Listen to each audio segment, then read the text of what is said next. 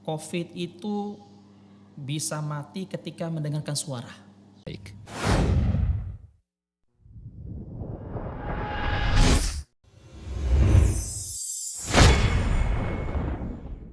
Bismillah, Assalamualaikum warahmatullahi wabarakatuh. Sahabat Mutakin, kembali lagi di channel kita Syahadah Mutakin. Kali ini bersama saya Ibnu Alip yang akan menemani sahabat semua. Dan pada pagi hari ini Alhamdulillah kita telah kedatangan narasumber yang sangat istimewa, yakni Ustadz Hasan Al-Mubarak. Assalamualaikum Ustadz. Waalaikumsalam warahmatullahi wabarakatuh. Gimana kabarnya Ustadz? Alhamdulillah. Sehat ya Ustadz ya? Khair, sehat. Alhamdulillah. Ini kalau orang biasanya Ustadz baru berjumpa tuh, gimana kabarnya? Sehat, sehat. Nah ini sepertinya nih Ustadz nih, kesehatan itu kan sangat mahal dan sangat penting ini Ustadz Iya, ya. betul.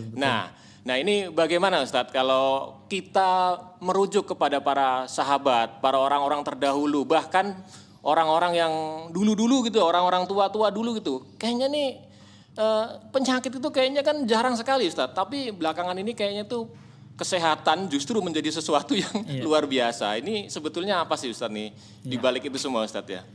Bismillah, Assalamualaikum warahmatullahi wabarakatuh. Waalaikumsalam. Alhamdulillah, salatu wassalamu ala rasulillah amma ba'd. Sahabat Al-Mutakin yang dimuliakan oleh Subhanahu wa Ta'ala, Alhamdulillah ini pertanyaan sangat bagus sekali berkaitan dengan penyakit.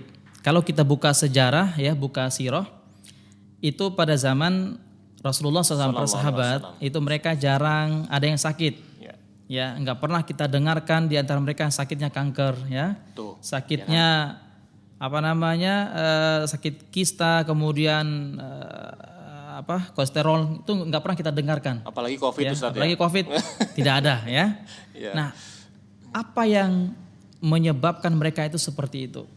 Itu semua sudah dibahas oleh Al-Imam Ibnu Qayyim Al-Jauziyah rahimahullahu ta'ala dalam kitabnya Zadul Ma'ad fi Zadi Khairil Ibad. Itu beliau menulis kitab, ada 4 jilid kitabnya. Ini ada di juz pertama, kedua itu ada berkaitan dengan penyakit dan asbabnya dan sebab-sebab kenapa seorang itu gampang sakit ya. Nah, kalau kita merujuk kepada dalil-dalil yang ada beberapa hal yang membuat seorang itu sakit. Ya. Kalau kita kalkulasikan, kita presentasikan, itu dari 100% penyakit ini, dari 100%, 70% itu penyakit non medis. Non medis. Ya. 30% itu secara medis. Ya, sebentar. Sahabat, ternyata penyakit menurut Ustadz kita ini 70% itu berasal dari non medis dan 30% itu berasal dari medis. Artinya penyakit non medis itu lebih banyak sebetulnya. Artinya lebih mendominasi Ustadz ya untuk hadirnya penyakit ke dalam tubuh kita ini Ustadz ya. Silakan Ustadz. Baik. Jadi 30% itu penyakit medis. Penyakit medis seperti ya salah makan yang terlalu pedas, kurang tidur lain sebagainya, itu penyakit medis. Ya 30% saja. Termasuk hujanan, masuk betul, angin gitu kan ya. Kemudian yang kedua itu adalah non medis, itu 70%.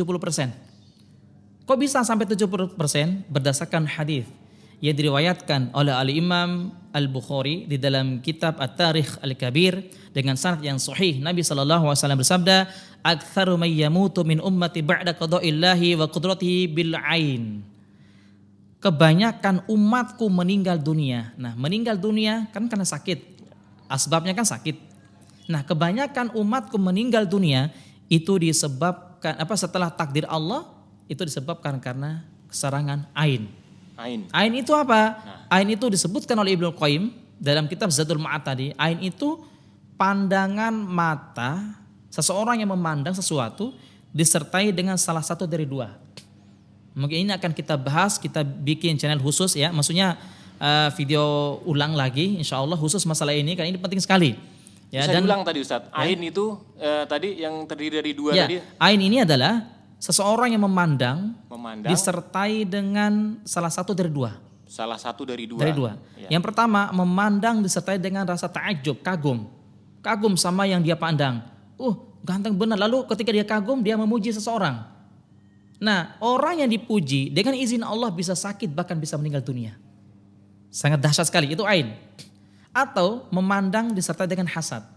Apa itu hasad? Iri, dengki. Nah, ini dalilnya pun ada. Dalil tentang ta'ajub di dalam surah Al-Kahfi. Allah Subhanahu wa taala berfirman, "Laula dakhalta jannataka qulta ma Allah la quwwata illa billah." Kenapa kamu ketika kamu memasuki kebun kamu itu tidak mengucapkan Masya Allah?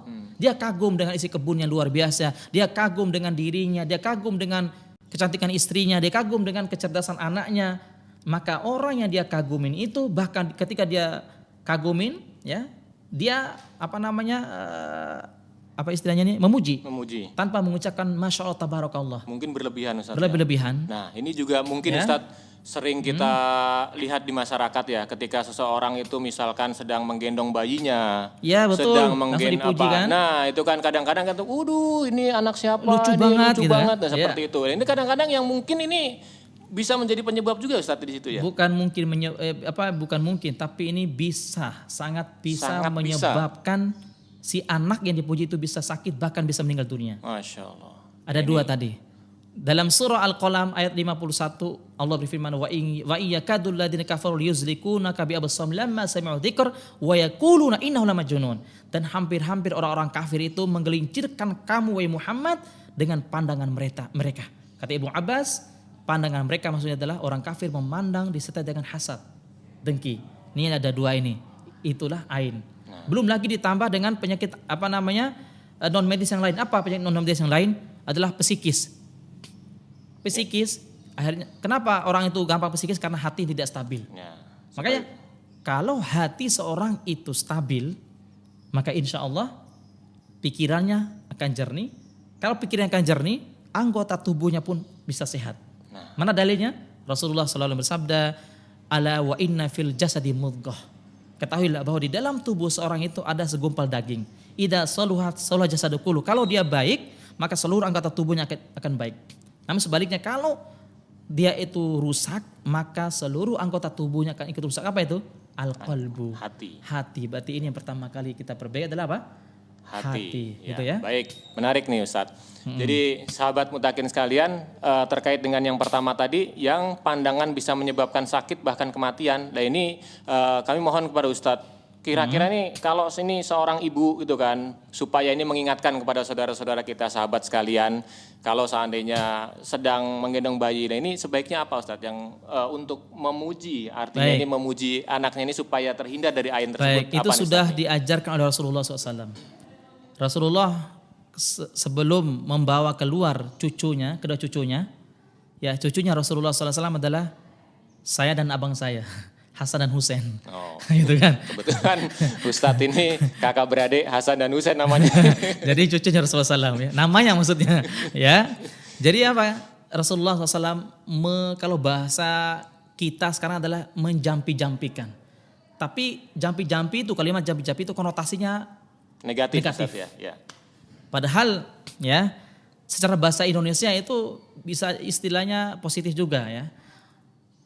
Rasulullah SAW membacakan satu kalimat untuk kedua cucunya, Hasan dan Husain. Apa kalimatnya? U'idhukuma karena lawannya adalah dua orang. Tapi kalau anak cucu kita laki-laki, u'idhuka. Kalau perempuan, u'idhuki. Tapi kalau dua orang, u'idhukuma. Tinggal dirubah depan saja. Tapi kalau untuk diri sendiri, a'udhu. Kita lanjut kalimatnya, u'idhukuma bikalimatillahi tammati min kulli syaitonin wahama wa min kulli ainin lama. Ditiup di telapak tangan, lalu diusap ke seluruh tubuhnya sebanyak 3 kali. Nah walaupun dipuji, disantet, disihir sama orang lain, insya Allah tidak akan kena. Itu dilakukan setiap hari atau gimana? Sesering mungkin, setiap hari juga boleh. Khususnya ketika dia mau bawa keluar. Ya, karena dia kan gak mungkin bisa baca sendiri ya, masih kecil kan. Nah tapi kalau untuk kita baca diri sendiri bisa. Ya, itu tips untuk menghindarkan dari penyakit ain tadi. Ya belum lagi penyakit-penyakit yang lain ini sahabat al-mutakin, ada hal-hal yang perlu saya sampaikan juga kepada teman-teman ya. Di antaranya bahwasanya hati ini pusat daripada penyakit. Saya ulang lagi teman-teman sekalian, hati adalah pusat daripada penyakit. Maknanya apa? Maknanya adalah kalau hati seseorang itu stabil, maka insya Allah yang lain akan ikut stabil. Contoh, saya pernah menangani pasien saya lebih dari 5 orang, pasien kena AIDS, HIV. Ini kan penyakit yang Penyakit masih yang sampai kata sekarang dokter, belum ada obatnya nih Ustadz nih. Ya, kata dokter tidak ada obatnya. Tidak ada kalau obatnya bahasa, malahan, ya. Kalau bahasa saya sih belum ada obatnya. Oh ya. Kalau dokter mengatakan tidak ada obatnya, berarti dokter telah menafikan satu hadis Nabi SAW, hadis Muslim. Ma anzalallahu da'an illa anzalallahu dawa'an. Tidaklah Allah menurunkan penyakit kecuali pasti Allah menurunkan obatnya. Dan pertanyaannya adalah kenapa orang itu bisa kena HIV? Ini ketika kita mengupload khusus masalah HIV, itu viewersnya itu jutaan yang nonton. Banyak banget karena mereka belum mendapatkan penjelasan masalah HIV ini. Baik, ini penting kita sampaikan teman Al-Mutakin bahwasanya HIV itu salah satu sebabnya adalah karena dosa. Nah, ini nih yang mungkin selama ini Ya. masih Karena dosa. belum banyak diketahui. Belum banyak diketahui. Oleh Mana sahabat-sahabat dalilnya? sekalian. Quran surah An-Nisa ayat 79. Nanti bisa dibuka ayat 79. Allah berfirman, "Ma asabaka min hasanatin faminallah wa ma asabaka min sa'iatin famin nafsik." Apa-apa kebajikan, kenikmatan, kesehatan yang baik yang kita dapatkan itu dari Allah. Yakin itu dari Allah. Wa ma asabaka min sa'iatin famin nafsik, dan apa-apa keburukan, penyakit, musibah, malapetaka menimpa kamu disebabkan karena dosa kamu sendiri. Jadi urutan kayak gini teman-teman sekalian. Ini HIV. HIV ini apa sebabnya? Sebelum kita mengobati ini penyakit, kita harus tahu sebabnya dulu. Kita tidak akan bisa mengobati penyakit kecuali kita sudah tahu duluan apa sebabnya. Ya. HIV salah satu sebabnya adalah karena dosa. Ini dosa. Dosa ini bisa terampuni dan bisa terhapus oleh Allah dengan cara beristighfar dan bertobat. Kalau kita sudah bertobat kepada Allah, dosa akan dihapus oleh Allah. Kalau sudah dosa dihapus oleh Allah, otomatis HIV pun diangkat oleh Allah Subhanahu wa taala. Dalilnya adalah Allah berfirman, "Qad aflaha man zakaha wa qad khaba man dasaha." Sungguh beruntung orang yang mensucikan hatinya, yang membersihkan dari dosa dan maksiat, dan sungguh merugi orang-orang yang selalu membiarkan dosa semakin menggunung tinggi. Ya, itu sahabat Al-Mutakin yang dimulai oleh Subhanahu wa taala. Jadi sekali lagi, yang pertama kali kita lakukan adalah kita selalu dan senantiasa tazkiyatun nafas. Penyucian hati kita, ya. Bersihkan hati, ya. Supaya apa? Supaya penyakit-penyakit yang lainnya tidak masuk.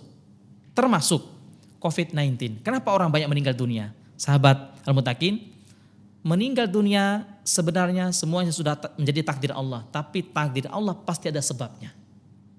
Antara takdir dan asbab tidak bisa dipisahkan, ya.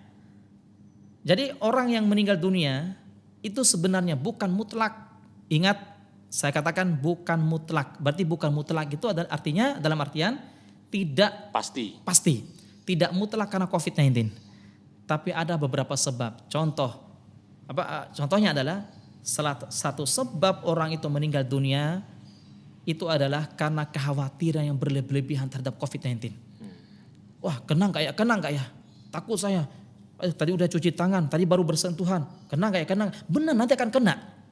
Karena sudah takut yang berlebihan. Karena itu mensugesti pada dirinya sendiri sebetulnya. Betul sekali. Ya, jadi itu yang perlu kita harus mensugestikan diri kita untuk hal yang positif dan tanamkan keyakinan bahwa tidak ada penyakit yang tidak ada obatnya. Dan tidak ada tidak ada musibah kecuali karena dosa. Dan tidak ada dosa kecuali dengan istighfar dan bertobat kepada Allah. Menarik nih Ustadz nih. Jadi berkaitan dengan tadi yang Ustadz dibuka di awal bahwasannya penyakit itu 30% itu penyakit medis dan 70% adalah penyakit non medis. Yeah. Dan kalau kita hubungkan dengan ayat yang barusan Ustadz kemukakan tersebut, artinya segala kebaikan itu kan Allah. Yeah. Yang memberikan, tetapi kalau keburukan termasuk penyakit itu kan berasal dari hati kita sendiri gitu kan. Berarti betul. Terjawab ya Ustadz ya, berarti terkonfirmasi berarti kan. Betul. Nah itu kan. Betul sekali. Masya Allah. Nah terus gimana Ustadz nih, kalau memang yang terjadi 30% itu medis dan 70% itu non medis, apa yang harus kita lakukan saat ini? Sebaiknya menata hati berarti kan itu kan? Baik. Nah, bagaimana menata hati yang baik agar hati kita itu tetap selamat sampai akhir hayat kita nih Ustaz? Baik. Seorang sahabat pernah bertanya kepada Rasulullah SAW ketika saat itu dia bimbang. Dia bimbang antara iya dan tidak. Nah ingat, sesuatu yang membuat kita bimbang, maka Rasulullah memberikan tips. Ya Rasulullah, wahai Rasulullah, saya ini bimbang ya. Antara ini, antara itu, antara iya dan tidak. Rasulullah SAW pertama kali mengatakan apa? Istafti qalbak. Mintalah fatwa dari hatimu. Maknanya apa di sini? Ini Rasulullah mengajarkan kepada kita bahwa Rasulullah menyuruh kita untuk meminta fatwa dari hati, menunjukkan bahwa hati itu diibaratkan raja yang bisa menggerakkan seluruh tubuh kita. Ya, jadi bagaimana kiat-kiatnya? Tadi kita sampaikan bahwa kiatnya adalah yang pertama kita menjaga hati kita, dan seseorang tidak akan bisa menjaga hati kecuali dia tahu sebab-sebab yang membuat hati itu kotor. Ya, sebab-sebab yang membuat dia hatinya kotor. Apa itu? Ada 4 kata Ibnu Qayyim. Yang pertama adalah kathratul akli, banyak makan berlebih-lebihan. Yang kedua, an-naumul, banyak tidur yang berlebih-lebihan. Yang ketiga, kathratul kalam, banyak berbicara yang tidak ada manfaatnya. Itu bisa mematikan hati. Yang keempat adalah pergaulan bebas. Kita harus menutupi dulu pintu yang membuat hati kita sakit, bahkan bisa mati. Kalau sudah tertutup ini, ya, nah kita cari lagi. Hati kita masih kalau sedang sakit, carilah kiat-kiat untuk menghilangkan penyakit hati ini. Bagaimana caranya? Perbanyak istighfar. Perbanyak sholat sunnah.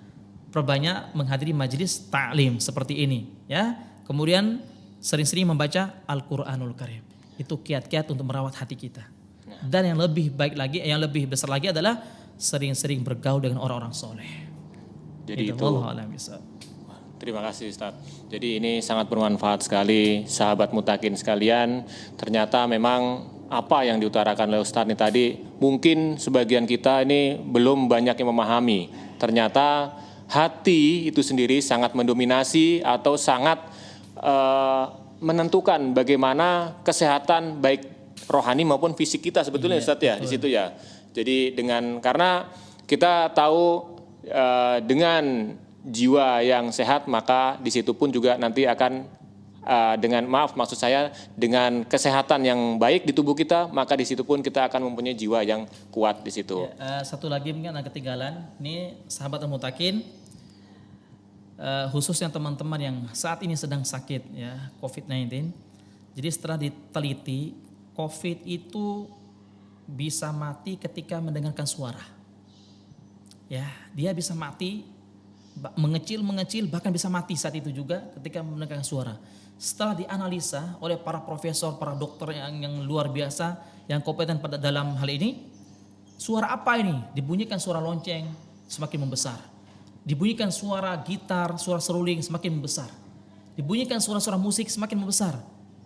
Tapi ada suara yang luar biasa bisa mengecilkan penyakit ini, bahkan bisa mematikan virus ini, yaitu suara bacaan Al-Quran dan suara azan. Masya Allah.